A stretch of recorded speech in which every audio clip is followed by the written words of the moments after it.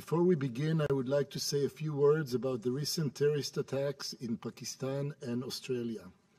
The cowardly attacks on children in a school and innocent civilians in a coffee shop are a painful reminder that no nation is immune to terrorism.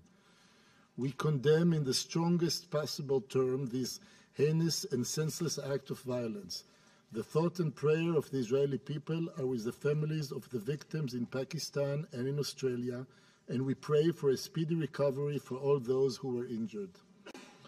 Mr. President, I want to tell you about a small startup that emerged in our region just a few years ago. Like any new enterprise, it secured funding, recruited talent, and acquired the equipment needed for its day-to-day operations. The venture gained momentum and was able to recruit more people, grow its revenue base, and acquire more sophisticated tools. Like many startups, it turned to social media to amplify its messages and gain greater prominence. This too fueled further growth. It soon expanded its portfolio to deal in illicit enterprises, including stealing and selling crude oil, kidnapping, smuggling, and trafficking in goods. Today, this billion-dollar enterprise is a household name, ISIS or Daesh. The meteoric rise of ISIS is just one example of terrorism 2.0. Extremist groups are using every tool and means at their disposal to further their radical ideological goals and commit senseless acts of brutality.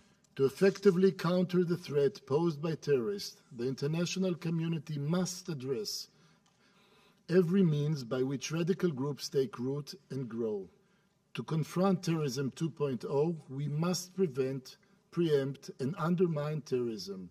In other words, we must invest in counterterrorism 3.0, a three-pronged approach to combating and preventing terrorism. First, we must cut off the supply lines that originate with organized crime networks.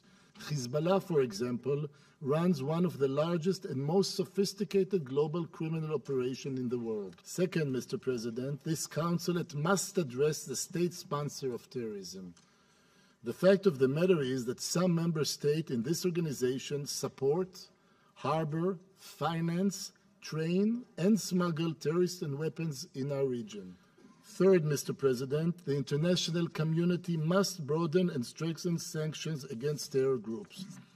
More effective procedures are needed to bring individuals involved in terrorist activities to justice.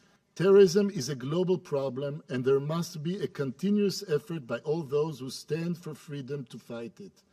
Terrorism will not retreat on its own. It cannot be stopped by embracing moderates or making concessions.